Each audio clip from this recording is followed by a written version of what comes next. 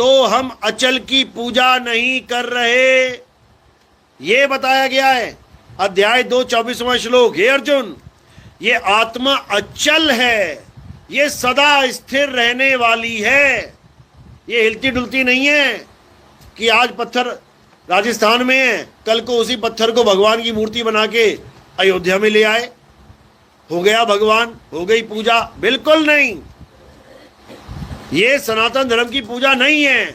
सनातन धर्म की पूजा क्या है? हे अर्जुन, जो आत्मा में रमण करते हैं, जो अपनी आत्मा में तृप्त हैं, जो अपनी आत्मा में संतुष्ट हैं, उनके लिए कोई धार्मिक कर्म कर्तव्य लागू ही नहीं होता। यानी जो असत्य सनातनी पूजा कर रहा है, उसमें से एक भी पूजा करने की जरूरत नहीं है। क्या करना है? सत्य सनातन को जान लेना है।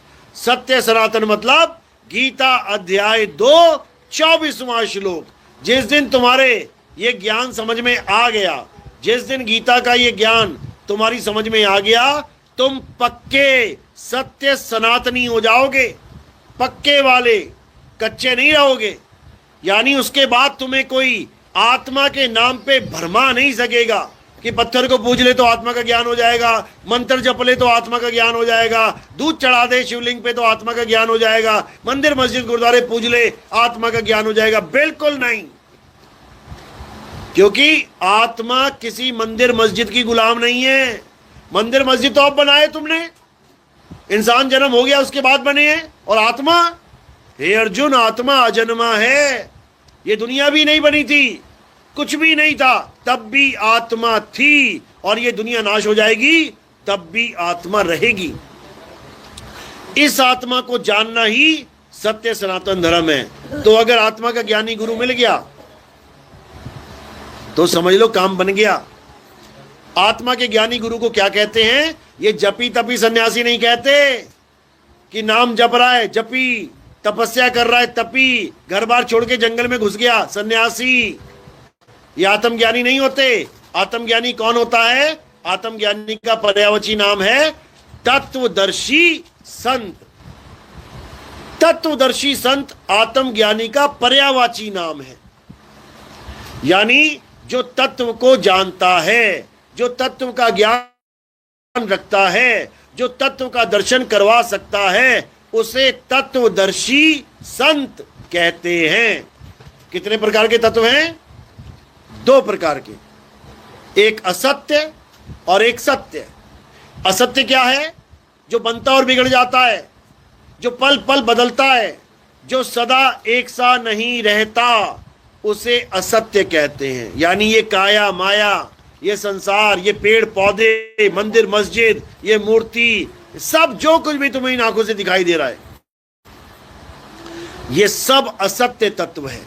असत्य, इसकी पूजा करने वाला असत्य भक्ति कर रहा है, इसकी पूजा करने वाला झूठ की भक्ति कर रहा है, इसकी पूजा करने वाला अपना जन्म बर्बाद कर रहा है। दूसरे प्रकार का तत्व क्या है? आत्मा, जिसे कहते हैं सत्य तत्व। इस आत्मा का ज्ञान लेने वाला, उसे सत्संगी कहते हैं। यानी सत्य का संग करने वाला, क्योंकि आत्मा ही सत्य है। हे अर्जुन, ये आत्म तत्व ही सत्य है, इसी का संग करना है हमने। और जब हम इसका संग करेंगे तो हम क्या हो जाएंगे? सत्संगी। तो ये आत्म तत्व जो है, इसी को नी तत्व भी कहते हैं। नी तत्व क्यों कहते हैं? क्योंकि 5 तत्वों को असत्य तत्व कहते हैं। कौन कौन से हैं? आकाश, वायु, अग्नि, धरती, जल। ये 5 तत्व हैं, बनते बिगड़ते हैं, ये सदा एक से नहीं रहते, ये हिलते डुलते रहते हैं, चलते रहते हैं, बढ़ते रहते हैं, कम होते रहते हैं, इसलिए असत्य है। और जो आत्मा है वो इन तत्वों में नहीं आती, इसलिए उसको नी तत्व कह देते हैं। यानी ऐसा तत्व नहीं, जैसे ये 5 तत्व हैं, वो नी तत्व है, यानी तत्वों से परे है। उस आत्मा का स्वरूप क्या है, ये केवल एक आत्मज्ञानी गुरु ही बता सकता है। ये कोई ग्रंथ पढ़ा हुआ गुरु नहीं बता सकता। पोथियां पढ़ पढ़ के, श्लोक रट रट के, गुरबाणी रट रट के, ये दोहे रट रट के कोई कहे कि मैं आत्मज्ञानी बन जाऊंगा, सारा जीवन बीत जाएगा उसका। आत्मज्ञानी कब बन सकते हैं? जब परमात्मा की कृपा से हमें तत्व ज्ञान हो जाए, यानी हमारी सुरता इन 5 तत्वों से हटके छठे तत्व का बोध कर ले, तो हम आत्मज्ञानी हो जाते हैं। इसी को कबीर साहब ने बीजक में बोला है, कह रहे जैया जन्म मुक्ता हता तहिया हता न कोय, और छठी तुम्हारी है जगह तू कहां चला भिगोए। यानी इस संसार बनने से पहले, 5 तत्व बनने से पहले हम छठी अवस्था में थे, छठे तत्व में लीन थे, आत्म तत्व में लीन थे, लेकिन हम उसको भिगोए यानी भुला के, उससे बिछोड़ा करके हम इन 5 तत्वों में आके उलझ गए। अब ऐसा उलझे कि सुलझा नहीं जा रहा है। ये 5 तत्व छूटने का नाम नहीं ले रहा है। क्यों? कारण क्या है? क्योंकि हमने ये मान लिया है कि ये शरीर जिंदा तो हम जिंदा, और शरीर मर गया तो मैं मर गया। बस यही अज्ञान है। इसी भ्रम को तोड़ देना है। अरे शरीर जब नहीं था तब भी मैं था, और शरीर नहीं रहेगा तब भी मैं रहूंगा। ये मकान किसने बनाया है? जिसने बनाया है ना, वो मकान बनने से पहले था, उसी ने तो बनाया मकान। और वो मकान तोड़ भी दे तब भी वो रहेगा। मकान बनता बिगड़ता रहेगा, लेकिन बनाने वाला अजर अमर अविनाशी है। समझ लो इस बात को। अगर ये नहीं समझ में आया तो पूरा जीवन बर्बाद हो जाएगा। पूरा जीवन जो इंसान जन्म मिला है ना बड़ी मुश्किल से, ये सब ढेरी हो जाएगा, खेल खत्म हो जाएगा।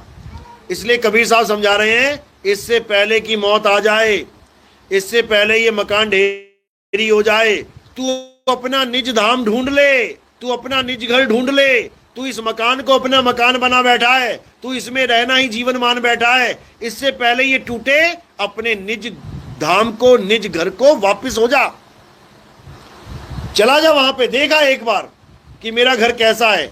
एक बार देख लेगा तो निर्भय पद को प्राप्त कर लेगा। फिर उसे पता है कि ये मकान टूटा तो मैंने वहां जाके समा जाना है। इसीलिए बोला है सूरत समाए शब्द में, वाह को काल ना खाए, और जाप मरे अजपा मरे, अनहद भी मर जाए।